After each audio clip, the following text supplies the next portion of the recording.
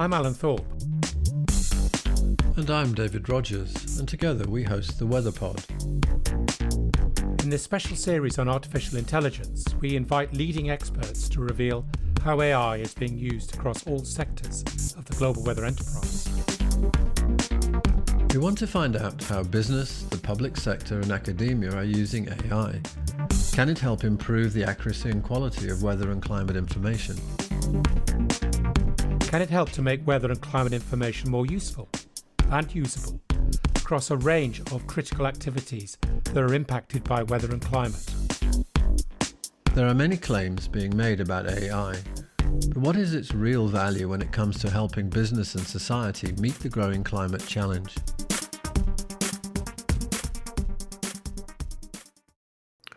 Our guest this episode is Irina Sandu, the Director of Destination Earth, or DestinE, at the European Centre for Medium-Range Weather Forecasts, the ECMWF. DestinE is a flagship initiative of the European Union to develop a digital twin of planet Earth, and the ECMWF is one of 3 organisations working on the project, along with the European Space Agency and EUMETSAT, the European Organisation for the Exploitation of Meteorological Satellites. Launched at the end of 2021, the initial priority of the project is to develop 2 digital twins, one focused on weather-induced extremes and the other on climate change adaptation. It will also build what's called a digital twin engine, which will be the software infrastructure required to handle the enormous amounts of data the project will require and then generate. At its simplest, the overall aim is to build the European Union's digital capabilities to help meet the growing challenges of climate change and extreme weather events. The intention is that the project will have practical applications across many key areas of the economy and society, ranging from urban planning, power generation and flood risk management and adaptation, to air quality forecasting, the evolution of wildfires, and the simulation of extreme weather events. In this episode, we explore the technical aspects of the project and then turn our focus on the potential end users for the information the project will produce and how they will actually be able to interact with the system to assist their activities. Irina, welcome to the WeatherPod. Great to see you. Yeah, very warm welcome, Irina. Great to have you here today. Thank you very much for the invitation. Great to see you too. Irina, Destination Earth, or DestinE for short, is an EU program rooted in the weather and climate domain. Can you outline the program, who's involved, what it hopes to achieve, and also tell us about your role as the project leader? Sure. Destination Earth is an ambitious initiative of the European Commission to augment really our capabilities in support of the Green Deal, data strategy and digital transition. And it aims to build a digital replica of the Earth to boost our ability to respond and adapt to climate change and extreme events. And it really complements existing Earth system predictive capabilities at national and European level. What it does in practice is to set up a unique capability to perform bespoke, cutting-edge numerical simulations to explore various scenarios, how the planet will evolve in various situations, to better understand and prepare for the impacts of climate change and extreme events. What it will also do is really produce Earth system and impact sector information globally at much higher resolutions that at the moment with what we call local granularity, really at scales where the impacts of climate change and extreme events are observed. It is led by the European Commission Directorate General for Communication, Networks, Content and Technology, DG Connect, and it's implemented by 3 entities: the European Centre for Medium-Range Weather Forecasts, where I work, the European Space Agency, ESA, and the European Satellite Agency, EUMETSAT. And each of us is really responsible for developing a component of what we call the new destination system. At ECMWF, we are responsible for developing the digital twins with 2 first priority digital twins, one on weather-induced extreme events on a timescale of a few days ahead, and one on climate change adaptation on a timescale of several decades ahead. We are also responsible for delivering at ECMWF something which we call the digital twin engine, which is really a software infrastructure which allows to run these digital twins and to handle their vast amounts of data, but also interact with the digital twins. So, Irina, just to interject there, how many people are involved in the program, and how long will it run for? The program will run for several phases. It has started end of 2021. We had a first phase, which just ended now in June. And now we are entering the second phase of Destination Earth, which lasts another 2 years until mid-2026. And then there will be a longer phase towards transition to operations, with an aim to have an operational system delivering this digital replica in 2030. And there are really lots of people across Europe. It's fostering an important European collaboration in which we are pooling resource and expertise of more than 100 institutions across 25 countries.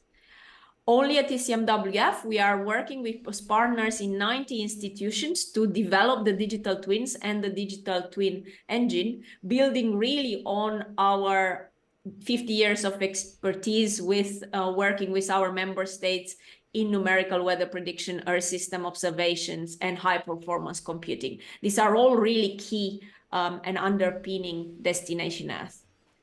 There is one other aspect that I wanted to mention, which is important as well in this partnership and who makes Destination Earth a reality, and that's the supercomputing facilities of the European High Performance Computing Joint Undertaking of the European Commission, which really has built some of the most powerful computers in the world, and these are essential for delivering Destination Earth.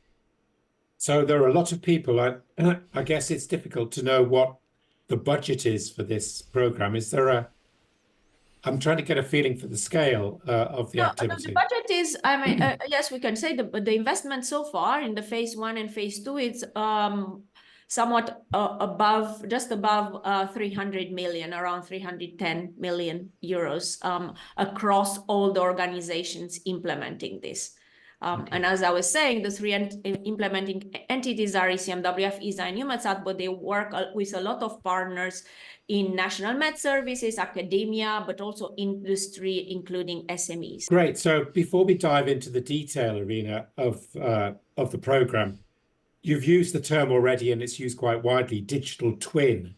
And I'm not sure that I'm very clear exactly what the term means. And I think others in the global weather enterprise will also be curious to know from your point of view, sort of in general, because I know the term is used across many areas of science and technology.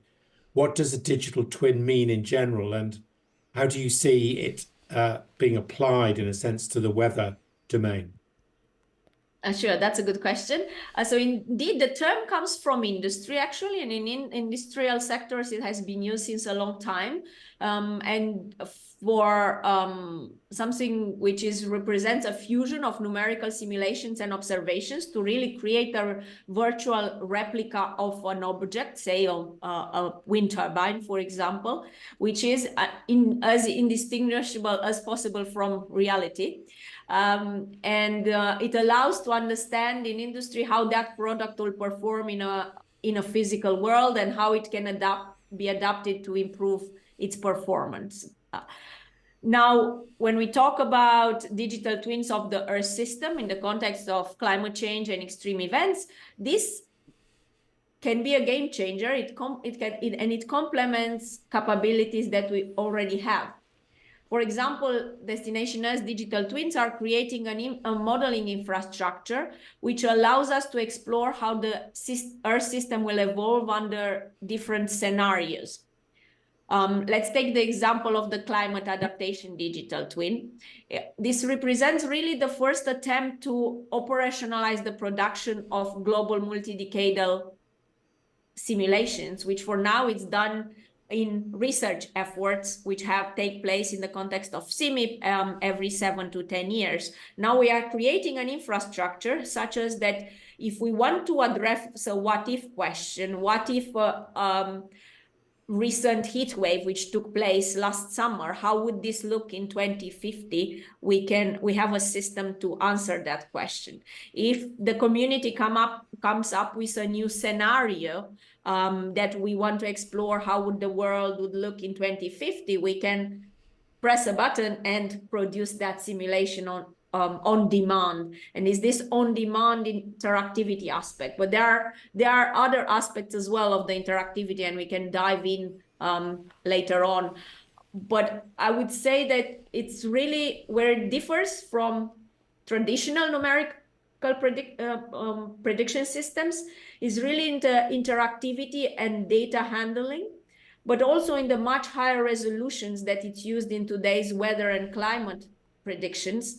And that's where the Euro HPC capabilities come in. So, I mean, from what you've said, it sounds as though global and regional weather prediction and climate projection, almost as we look at the history of it, it's sort of already preconditioned to be a digital twin because we have detailed models of the Earth's environment. So this is, in a sense, an evolution from those models. Is that right? It's not completely different object. It's actually building upon what we've already been doing for quite a number of years. Exactly. It's really building on our decades of expertise in Earth system modeling, observations, having these modeling systems, but it goes beyond by overcoming some of the limitation of current prediction systems, in particular in terms of versatility to access and interact with the data, but also in terms of the flexibility to change experimental design and outputs, and going to this higher resolution. Again, if we take the climate as an example, we go from cycles of 7 to 10 years producing climate information to yearly cycles and on demand. And we go from resolutions of 100 kilometers or more globally to 5 kilometers, which is what the climate digital twin is doing. But it's also aiming to couple more closely the Earth system models and the impact sector models for sectors most impacted or relevant for climate change, like renewable energy. You can plug the impact sector model in the workflow along the Earth system model and run it in parallel. What happens? We still have a lot of uncertainty in terms of our knowledge of some processes in our current models, and higher resolution doesn't address those yet. And one particular is, of course, trying to get really good quantitative estimates of precipitation. I mean, and that's a major goal for all of us. How does the digital twin kind of handle these sort of ongoing errors or uncertainty in our numerical processes, in our understanding of the current atmosphere? That's a very good question. Of course, going to 5 kilometers globally or even 3 kilometers doesn't solve the fact that we still don't represent explicitly all the small-scale processes, and sometimes in particular for convection and precipitation, it can become even more complicated. So there is of course a lot of work going on, not only in the destination Earth, but also in national and other European projects to continue to improve and adapt the models to these scales, and that's really important. There is a series of Horizon Europe funded projects which are really feeding into destination Earth, in particular looking at how to better represent processes at the scale to extract the most value we can from these high resolution simulations. One is NextGEMS and the other one is ERI, but there is a whole series coming as well. So working on processes is one, and then tackling the uncertainty, that's different aspect because of course at these resolutions we can afford to do 1 or 2 simulations at 5 kilometers globally until 2040. We can't do a large ensemble. And that's where machine learning is coming in. And in a way, it's really great, all this AI machine learning revolution, which took place in weather and climate in the last couple of years, because it answers to one of the biggest challenges DestinE has had of how we represent uncertainty. And I think it can really play a big role there.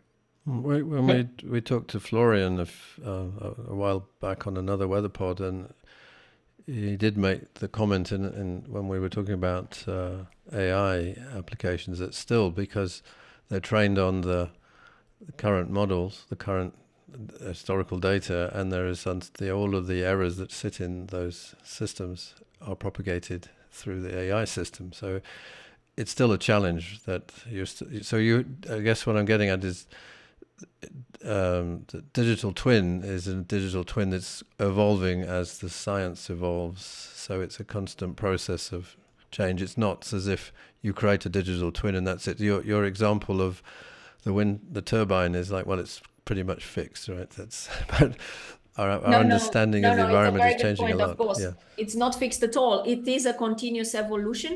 And that's really important for people to understand as well. That DestinE, it's a long-term endeavor, and even if we build on decades of expertise on weather and climate science and technology, the digital twins are not completely done in these first 2 years. We see exciting things already. We have achieved a lot in the first 2 years of even managing to run at these scales on brand new computers like EuroHPC, which have mixed architectures with GPUs and CPUs, but we continuously need to feed in the new science and technology advances into these digital twins.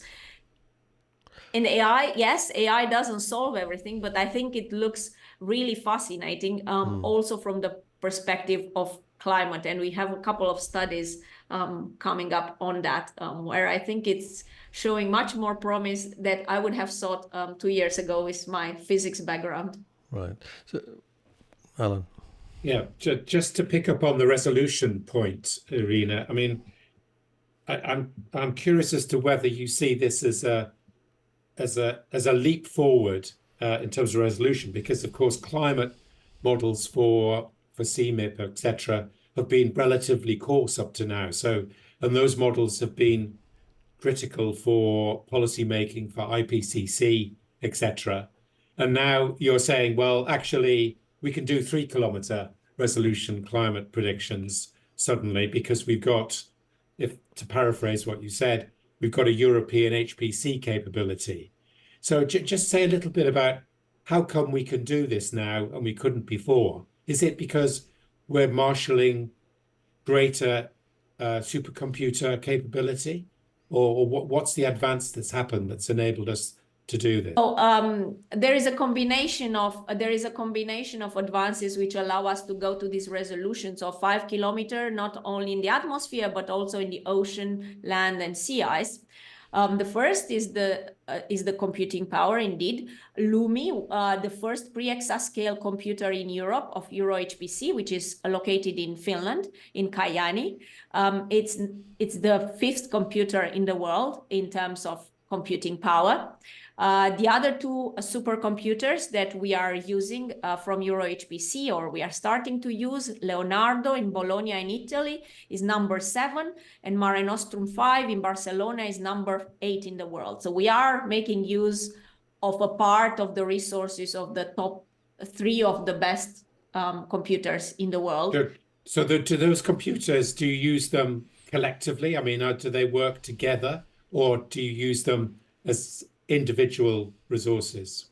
So we use them as individual resources. DestinE, through a special access call, was granted resources between 5 and 10% of the computing capacity on each computer. And we do selected simulations in selected places. Let's say for now we have run on LUMI because that's the only one which was installed and ready. Both the weather twin and the climate twin. We are transitioning the weather induced extremes twin on Leonardo in Italy, and some of the models of the climate twin we are transitioning them on Mare Nostrum. So we are establishing a blueprint for distributed computing for weather and climate, if you want, which is another novelty. But indeed, the bigger computers are not only the only answer. What has also advanced is a lot of work on the scalability aspect of the weather and climate models. Over the last 10 years, ECMWF had a scalability program led over 10 years, which invested significantly in making the models faster and adapt them to a variety of computers, including mixed architectures, GPUs and CPUs, but that also existed in other countries in Europe as well. In particular, ICON now, which is one of the two models used for the climate digital twin, is running entirely its atmosphere on GPUs, thanks to these investments in scalability. And of course, there was work on this transition towards kilometer scale models. Just before we move on, Irina, just for clarity, we've discussed on the WeatherPod the Copernicus climate change service, for example, which in many respects is providing climate change information via global modeling. So that there seems to be some interlinking or some similarity or what is the relationship anyway between what you're trying to do with your climate digital twin and what they're trying to do with the climate change service?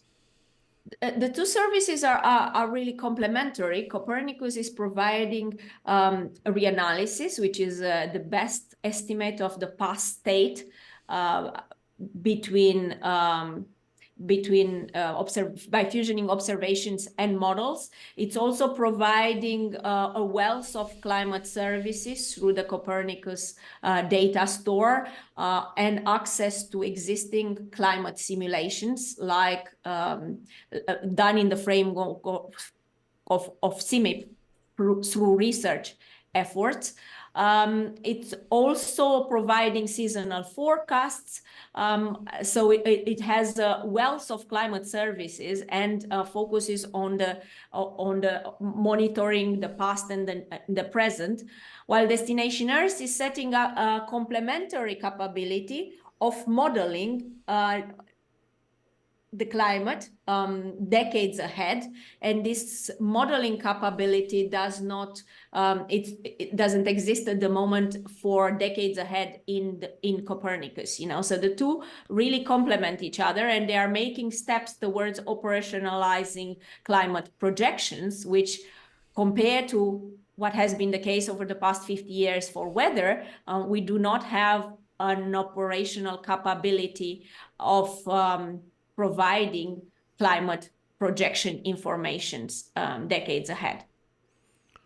So we talked, and we've touched on it at the beginning, I think, about the digital twin is really stressing interactive capabilities and how users are able to interact with the information the twin produces and with the whole modeling system. So, I mean, who are the users? How is it used? I mean, we've talked about how it's set up and produces information, but how do you interact with this? How do you interact with the twin? Yes, so it has, of course, this interactivity comes in different ways. There are different layers of interactivity. Ultimately, users can be, different users can interact in various ways with the workflows, the data, and ultimately the simulations. These features will gradually evolve through the program, and ultimately it will empower users to interact with the digital twins in multiple ways. I think maybe the best is to give a few examples. As I was saying, an important interactive feature of Destination Earth will be the unique capability to produce these bespoke cutting-edge simulations. Now, of course, for example, the climate simulations, but also global weather simulations, they are expensive. So not every user can run the digital twin, but selected priority users, if there is a priority for a member state or for the EU, for some of the directorate generals in the EUs to investigate, for example, the impact of a certain global policy decision or a new scenario, they can request a simulation. So that's one way of interacting. Now, the other way is how do we interact with users who want to make use of the data? And for this, we need to understand what the users would want from such a system, and we need to ensure that the digital system is designed in a way that answers to their needs. And for that, the co-design is very important. And that's why we are working with so many partners. For example, the climate digital twin is implemented by the IT Center for Science in Finland. It's leading a big consortium which partners both with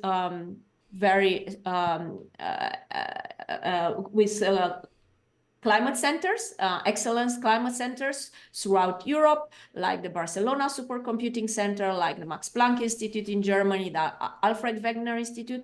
But it's also partnering with user institutions who come with their expertise in wind energy, in hydrology models and water management systems, so that they can plug their systems, their impact models in the digital twin workflow and collect the information as our system model is running, So in the digital twins, we are experimented with this plug-in system, if you want, of where we can plug the impact sector model at different places in the workflow, either together with their system model on the HPC, if it needs a lot of data, and instead of waiting for the data to be archived in the data lake and then read it from there, read it directly from the memory system, from the hot system, if you want, what we call the forecast database as the simulation is produced. But other users can wait the simulation is finished and it's archived in the data lake, and then read the information there with novel data access mechanisms, which are given by the digital twin engine, which allow them to deal in an easier way with such a big amount of data. For example, if you want the wind farm, the information for one selected wind farm, instead of extracting the global fields, extracting the information only at the location you are interested. And for that, for example, we are developing something which is called Polytop as part of the digital twin engine, which allows this more tailored access to the information.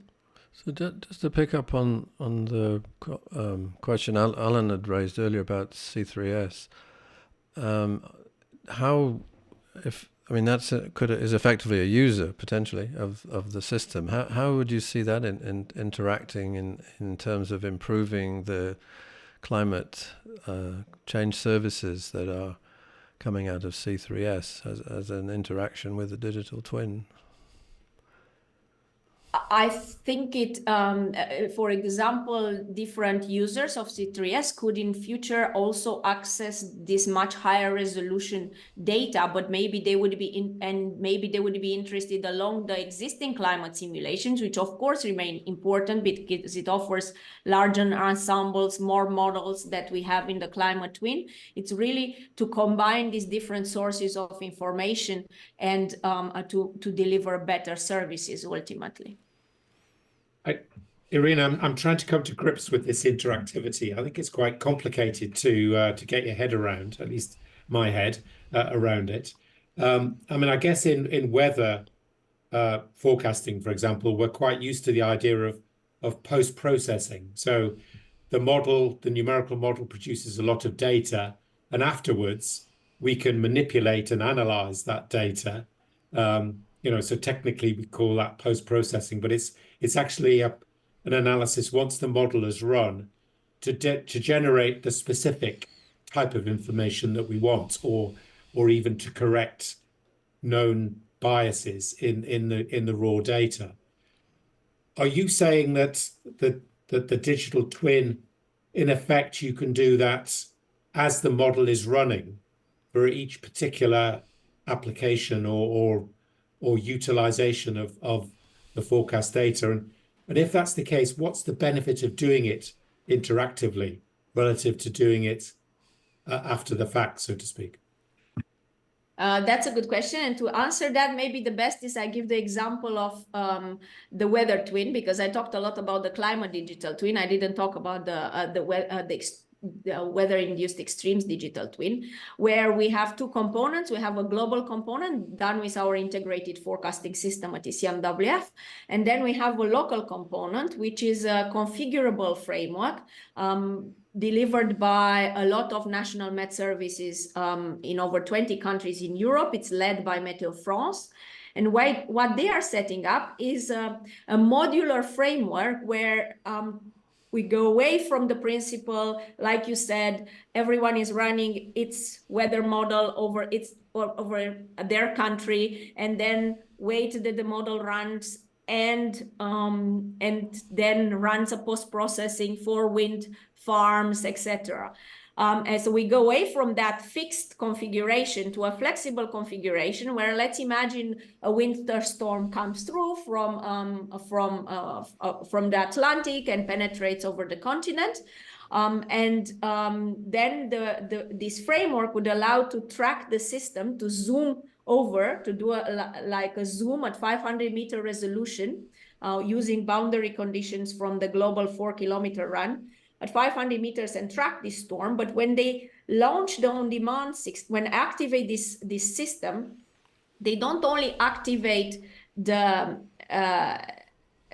weather model, but they also activate, because they know it's a weather storm, and they have examples where they have done this recently, they activate a wind farm parameterization in the model, which allows to detect what would be the capacity factor of the wind turbines, and basically when the wind turbines will shut off. And that can save a lot of money in terms of, it's very important for producing energy and in terms of energy trading. So it gets the information much faster. And of course, it doesn't do it every day, but it does it for important extreme events. That's why it's a digital twin focused on extreme events. So it brings complementary information targeted to extreme events, and not only for weather, but also impact sectors.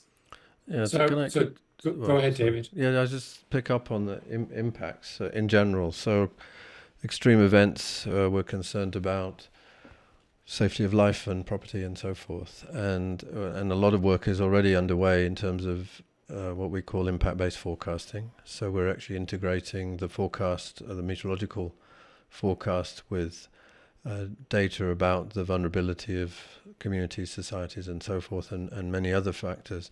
So, I mean, basically, you're saying the twin can do all that as well. You can incorporate all the user-based data sets, can be incorporated into the product, whether it's post-processing. It's probably whether it's embedded in the forecast or whether it's separate is not so much the issue, but the fact is to utilize this technology effectively at high resolution.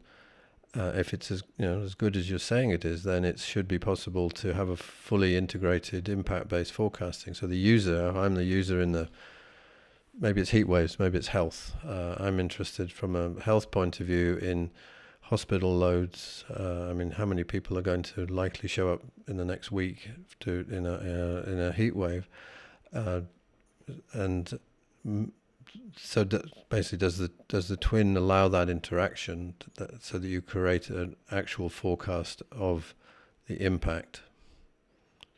Not yet. It doesn't go that far yet. It integrates for now selected impact sector models as to demonstrate capabilities. Now, to the extent this is scalable, that remains to be seen, right?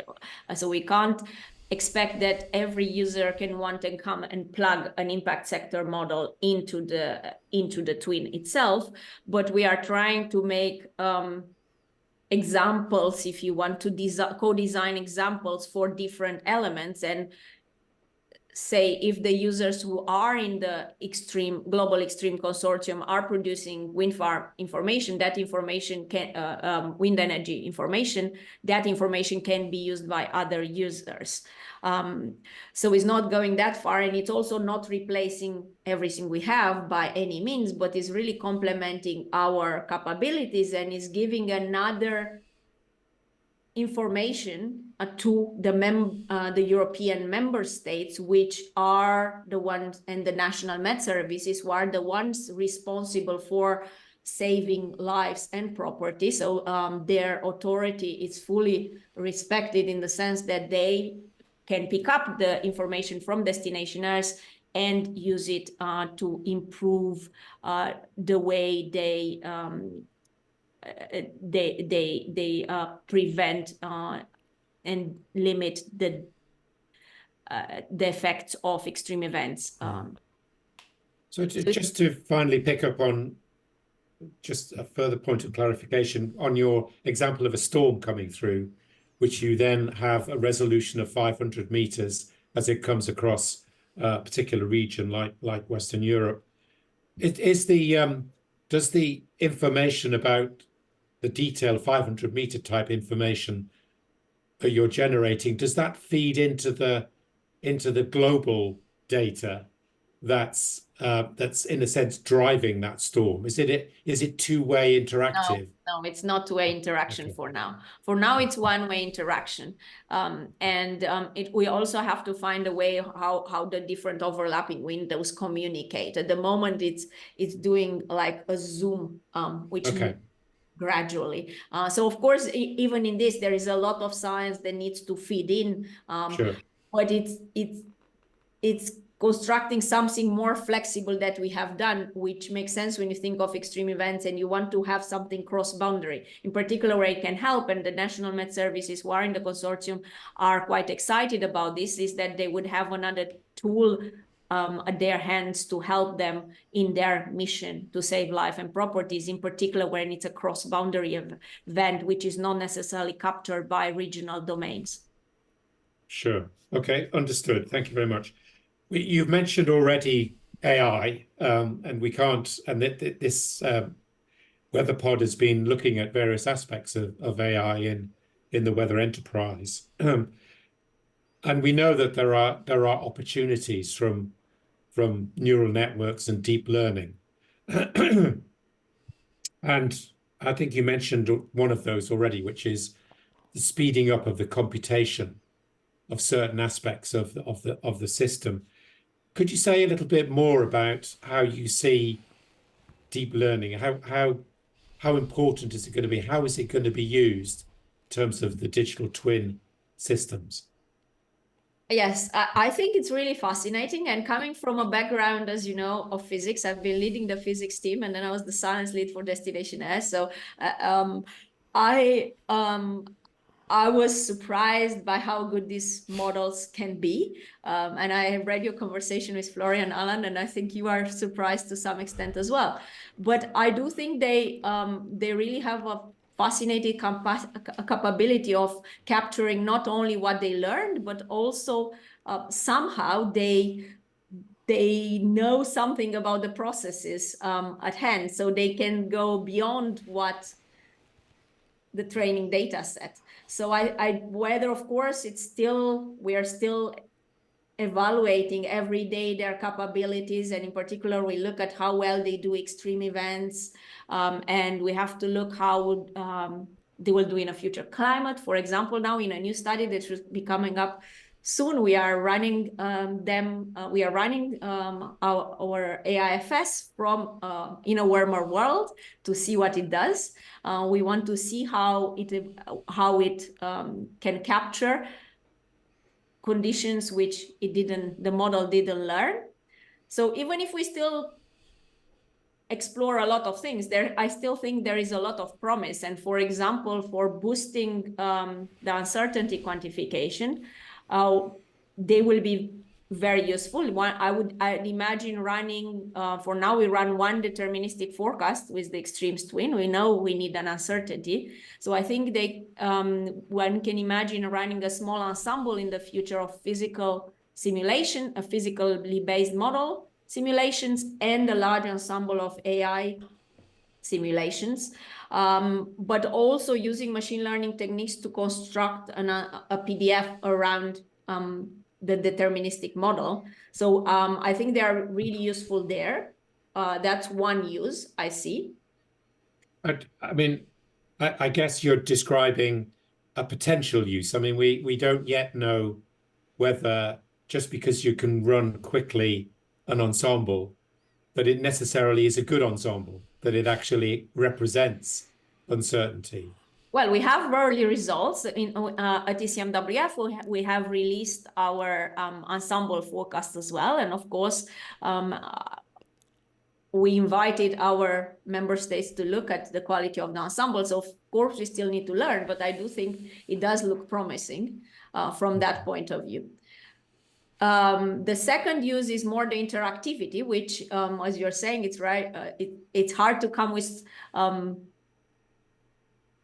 concrete examples of how this will work, and there are various ways in which one can interact with a digital twin beyond requesting a new simulation.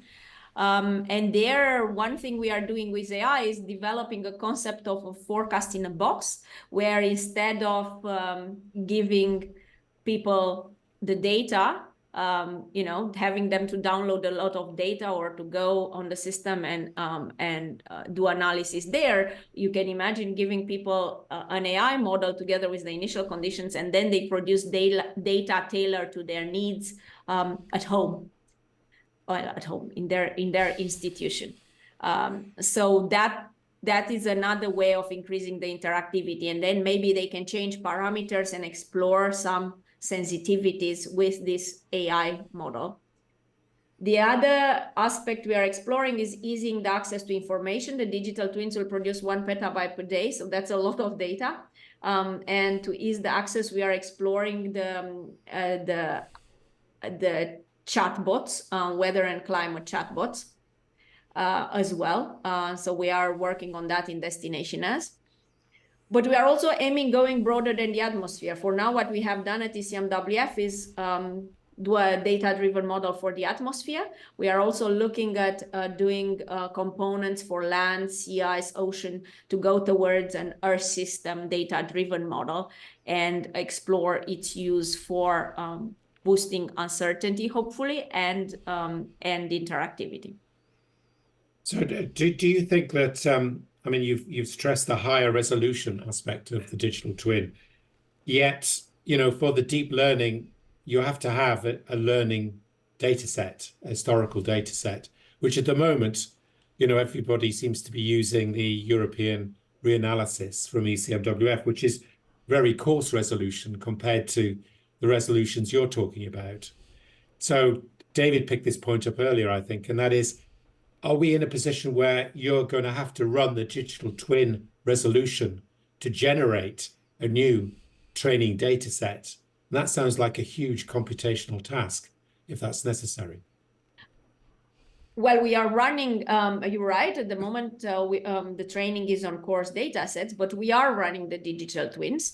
We are running the extremes twin on a regular basis, the global data every day. We are running and that's on a timescale of 4 days ahead for the moment. We are running the climate digital twin to do a high-res MIP scenario, which covers a past period, a historical period, and the future period up to 2040. So ultimately, we would like to have something covering 1990, 2040 at this 5 to 10 kilometer resolution. So we are producing regularly this information. And that's why in the second phase of DestinE, together with the European Commission has invested into boosting the AI activities to exploit the use of this digital twin data to further enhance the AI-driven models and maintain Europe leadership in this domain. And that's why we want to use this data and see how we can use it as training to develop an Earth system data-driven model. I think we wanted to kind of conclude with a look ahead, but you've sort of given that look ahead, but might be very useful to really ask you about sort of the major future milestones that you see in terms of, so we've talked about a lot of things about what DestinE is today and a lot of the ideas going forward. As I was saying, the system is gradually evolving. Of course, we are not at the end. That's why it's an initiative over 10 years. But hopefully, quite rapidly after the system opens, national Met services who are in charge of handling these weather-induced disasters can feed in and the digital twin data in their systems and see how they can make use of this to prevent the loss of life and property. We will also evolve gradually towards how users can interact with the system, and we are working towards more concrete examples of this. But you're right that there is still a need to feed in Destination Earth research and science and innovation, which happens elsewhere than Destination Earth. That's why the partnership with the Weather and Climate Enterprise in Europe is so important, and it builds on this. Destination Earth couldn't happen without whatever else is happening at the national and European level, which feeds in Destination Earth. The fact that we can run the weather twin at 5 kilometers globally is because it's building on the integrated forecasting system of ECMWF, which ECMWF has developed in partnership with its member and cooperating states over decades. Similar for climate, ICON is developing through a strong partnership in Germany. So it's all that knowledge and continuous development of these models, it's feeding into Destination Earth. And so our Horizon Europe projects, research projects, European projects, but also national level projects, which are feeding in the development of weather and science, Earth system weather and science in general, and into Destination Earth in the future. Just occurred to me, when you talk about these other programs and activities and model development feeding into Destination Earth, does Destination Earth feed into them? I mean, there's a lot of things, it seems to me, that you've mentioned that can actually lead to improvements in the operational forecasting systems as they exist today, and it's not replacing them. This is a complementary activity, but it has the opportunity to feed in to their development also in parallel. Of course, and it's a very good point, and I should have brought it earlier. But indeed, Destination Earth is feeding in return in the existing operational capabilities, and we have many examples even at ECMWF where things we did, for example, for the climate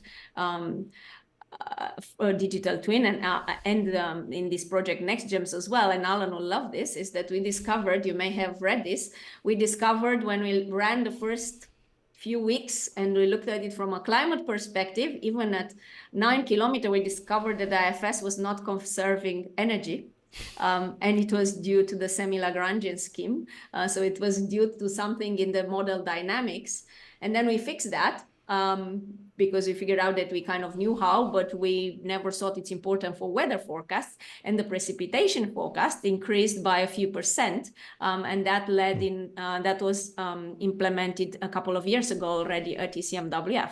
So it's really a feedback loop where Destination Earth is building on what the community is doing, and in return, it's feeding back through efforts to adapt the models at these kilometer scales. You discover things that still improve the models even at the coarser resolutions, but also the development of new techniques like slicing data handling, scalability, adaptability, and portability towards new systems, and developing this blueprint of running distributed weather and climate across Europe.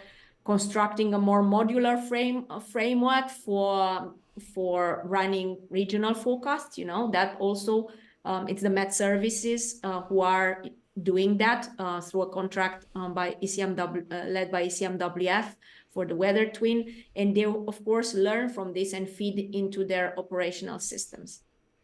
Thank you. That's really very important. Any other thoughts, Alan?